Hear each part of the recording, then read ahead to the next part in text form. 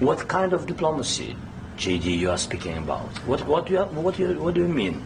I'm talking about the kind of diplomacy that's going to end the destruction of your country. Yes, but if you Mr. President, with respect, I think it's disrespectful for you to come into the Oval Office and try to litigate this in front of the American media. And he happens to be right about From the very beginning of the war. You're not in a good position. You don't have the cards. cards right now. With us, you start having Not playing cards. Right now, you don't. I'm very You're serious, playing cards. Mr. President. You're I'm playing very cards. serious. You're gambling I'm with the president lives of war. millions of people. You think- You're gambling with World War III. what you're You're speaking gambling about? with What are you World speaking War about? III. Please, you think that if you will speak very loudly about the war, you He's can... not speaking loudly. He's not speaking loudly. Your country is in big trouble. Can I Wait a answer? minute. No. Can You've I done a lot answer? of talking. Your country is in big trouble. I know. You're not I winning. know. You're not winning this.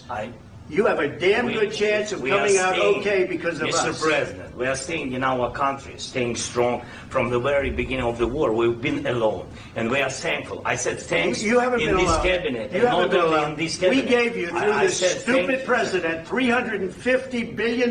You voted we gave for you your military president. equipment, You and you voted men for are your brave, president. but they had to use our military. What about West If Africa? you didn't have You our invited military me- equipment, you invited if me you to didn't speak. have our military equipment, this war would have been over in 2 weeks. In 3 days, I heard it from Putin. In 3 days, this is something Maybe new. less. In 2 weeks, of course, yes. It's going to be a very hard thing to do business like this. I tell you. Just safe.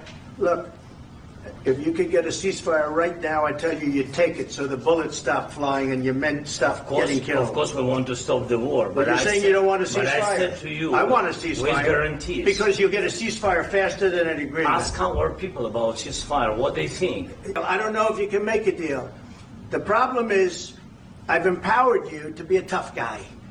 And I don't think you'd be a tough guy without the United States. And your people are very brave. But you're either going to make a deal or we're out. And if we're out, you'll fight it out. I don't think it's going to be pretty, but you'll fight it out. But you don't have the cards. But once we sign that deal, you're in a much better position. But you're not acting at all thankful. And that's not a nice thing. I'll be honest, that's not a nice thing.